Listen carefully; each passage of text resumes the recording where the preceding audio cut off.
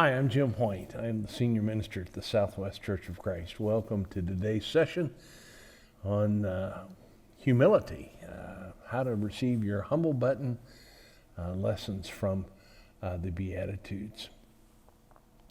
I hope you've been enjoying our study, and I look forward to our study today. I've mentioned this before, but I am so drawn, I don't know what it is, but Jesus gives us not commands necessarily, but he gives us guidelines on how to live our lives. And if we were to just follow these, we would become more and more like Jesus. And so I want to start today by just reading these again. We've gone over them a number of times, but I want to do it again.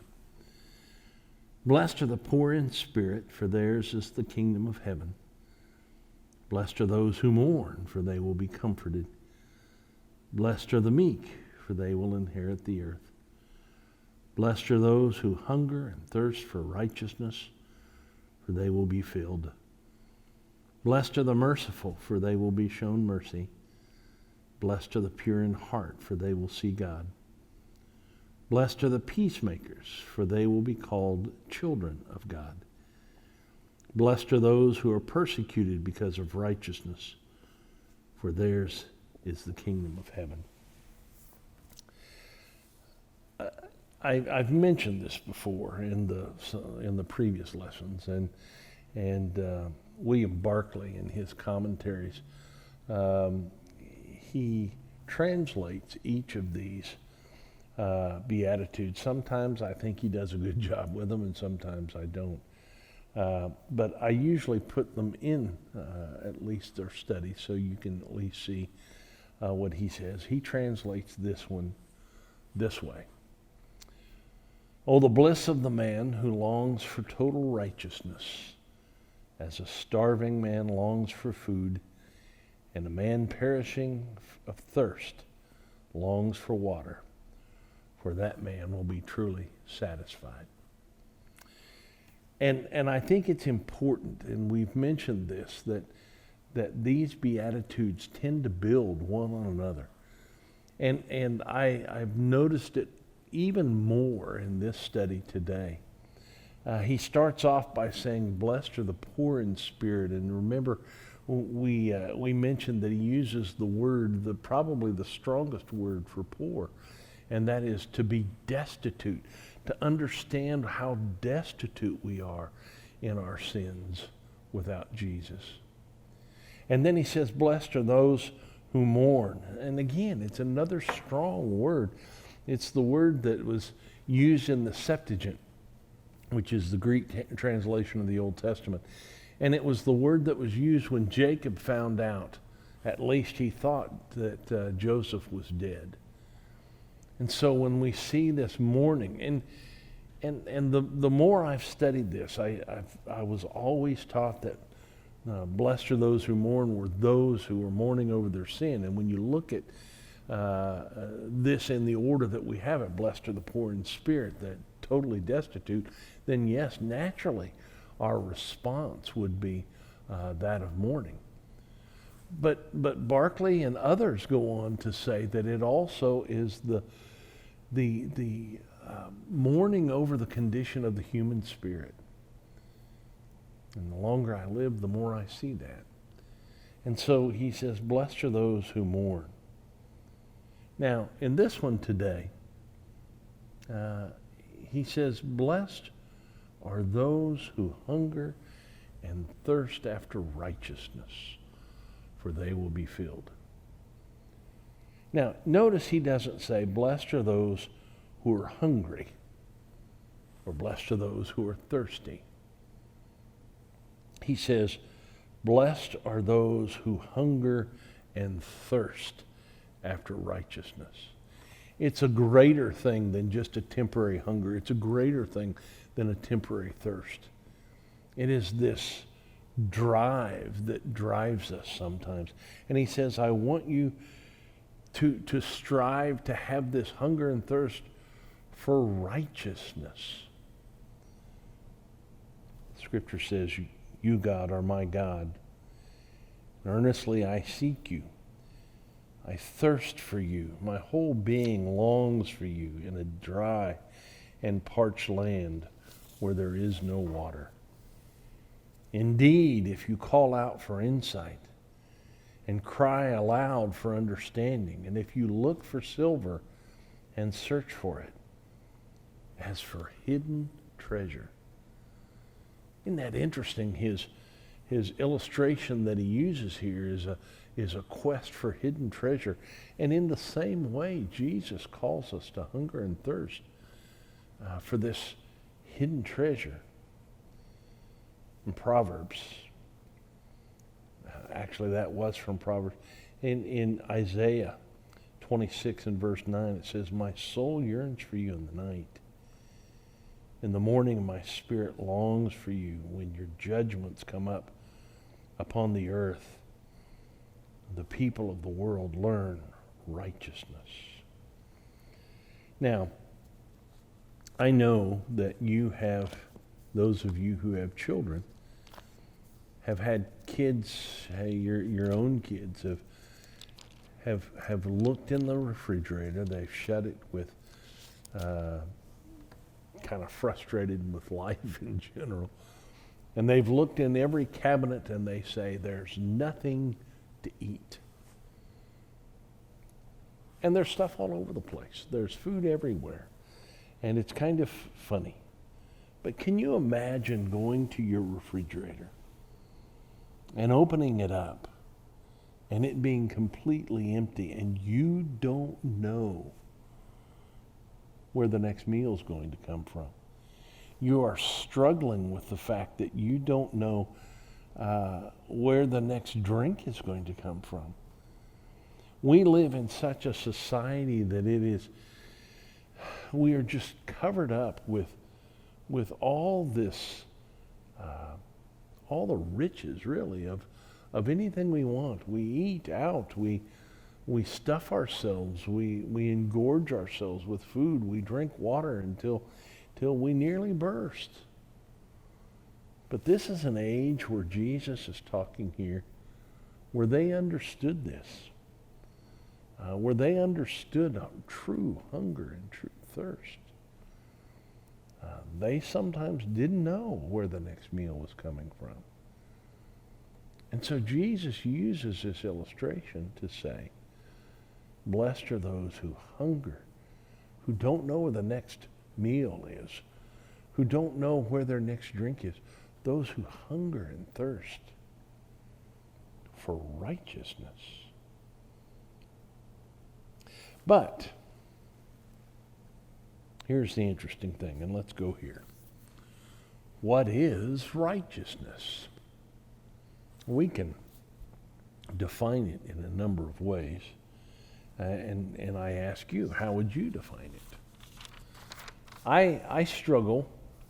I think a lot of people think that righteousness is rightness. And I know that seems like a fine line we're drawing, but I think I've seen people who have all the answers, who can nail people to the wall with Scripture per se, and yet they're not really righteous people. They know the answers, they know the rightness, but they're not really righteous people. One author says that righteousness denotes the state of being right. And as I said, I'm not sure I really agree with that. But I want us to see the Beatitudes now as a stair step. We've started off with being poor in spirit, understanding what our spiritual condition is, and truly see our desperation, our utter destitute lives. And when we see that, we totally mourn. We mourn for our condition. We mourn for the world and the way it is. And then a natural progression says, but I don't want to leave you there.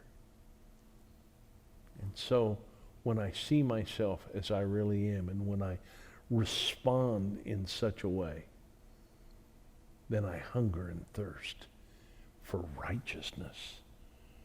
I want to be consumed with righteousness and not arrogance. I want to be consumed with obedience and not slip into legalism. In talking in Romans chapter 3 and verse 10, the Apostle Paul says, there is no one righteous, no, not one. Well, in last week's sermon, in 2 Corinthians chapter 3, it tells us exactly what we're supposed to do. We're supposed to be like Jesus. We're trying to transform into Jesus.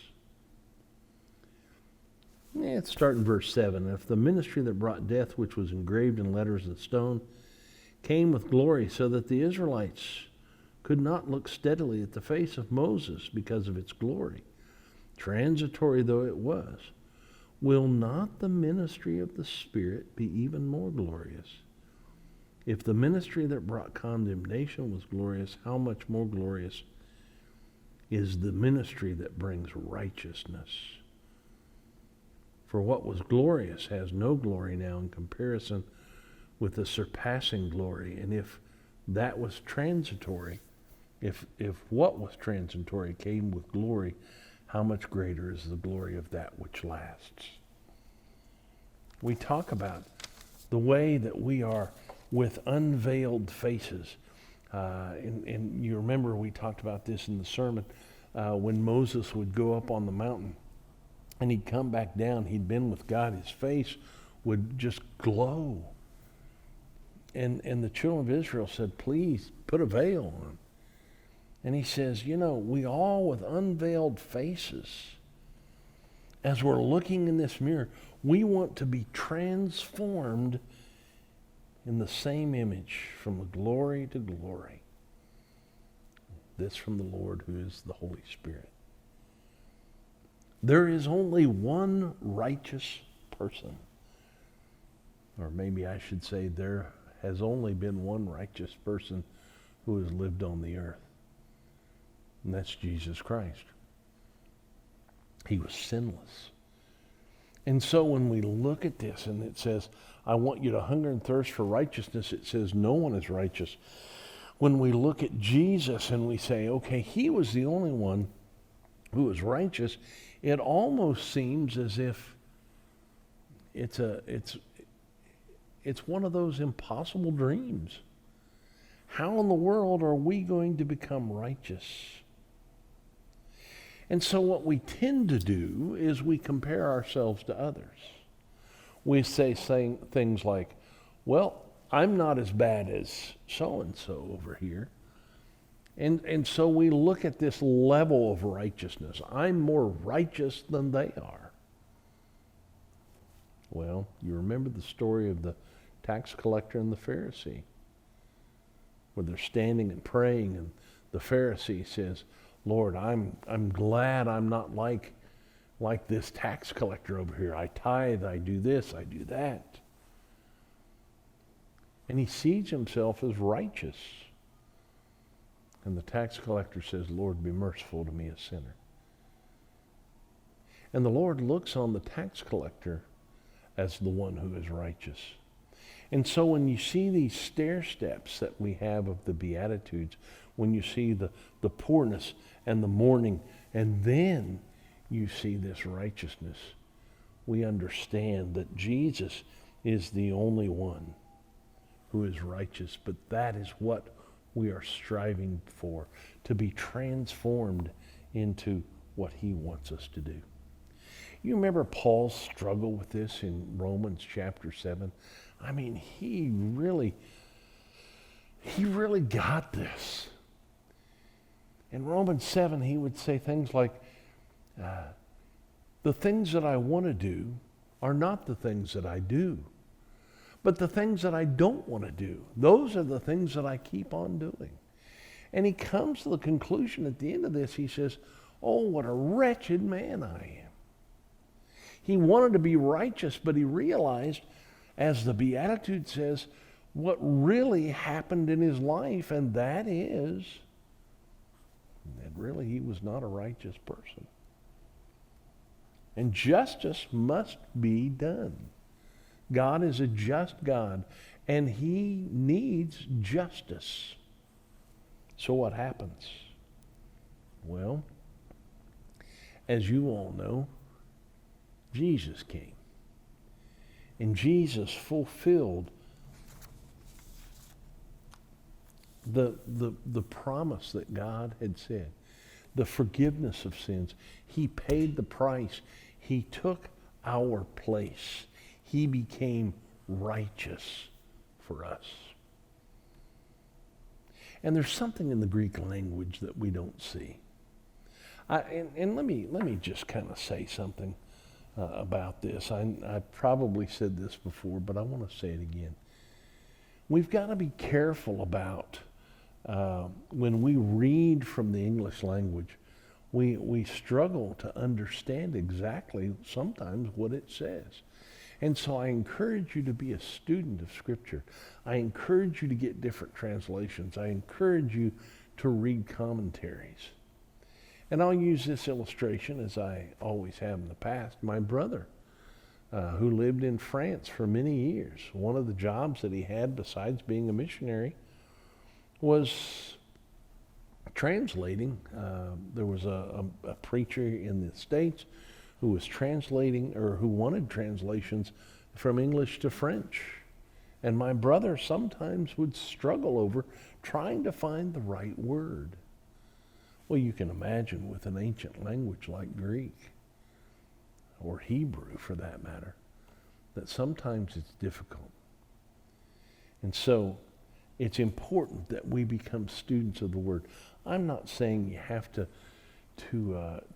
be a Greek scholar to do this, because I don't think God would give us a document, a love letter as we have, and make it very hard to understand. But I do think we need to dig a little bit and to be, as I said, students of the Word. But the interesting thing about this, and as I said, there's something in the Greek language that we don't see. My wife used to say something like, she'd say, I want something salty. Well, we say things like, well, I'm hungry for bread, or I'm thirsty for a drink of water. But the language, the original language, means I want the whole loaf. I want the entire pitcher. It's not just to leave it where it is. It's not just to say, hey, I'm going to take this and I'm just hungry. No, it says, I want too much. When my daughter was little, you know how it is with little kids. You give them a glass and they want some orange juice or apple juice or something like that, and you pour it in there. But you learned as a parent that you didn't put a whole lot in there, because if you put a whole lot in there, kids tend to spill things. And the more you put in, the more you had to clean up. And so we would put maybe a half a glass of these little cups. And I remember my daughter saying, Daddy, I want too much. She wanted it filled to the brim. I use that illustration to point out that we want to be completely and totally righteous, even though the Scripture says we can't be. The goal, the essence that we are trying to be, and I've already mentioned this, the story of the Pharisee and the publican. We can always find somebody around us that we're more righteous than. But that's not who we compare ourselves to. We compare ourselves to the example himself, and that's Jesus. I want the whole pitcher. I want the whole loaf. I want to be completely and totally like Jesus. In essence, it's saying, blessed are those who hunger and thirst for the whole righteousness, for complete righteousness. We can't forget that promise that he uses at the end of this. I think too many times we read the first part of the Beatitude and we leave the last part off. But here Jesus says, blessed are those who hunger and thirst for righteousness, for they will be filled. What a promise. Even one day when we are able to see Jesus in his glory, and when we stand in God's presence, we'll be cleansed. In fact, we've mentioned this in a lesson in the past. In 1 John chapter 1, it says, if we walk in the light as he is in the light, we have fellowship one with another, and the blood of Jesus cleanses us from all our sins. How can that be? Well, it can only be because Jesus paid the price.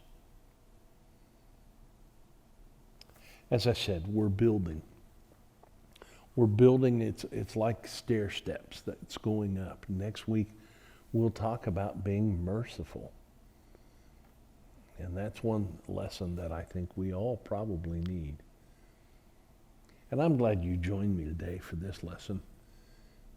It's a little shorter than the others, but I hope you'll take some time and pull out your Bible and read a little bit about righteousness. Thank you for being here. I hope you have a good day.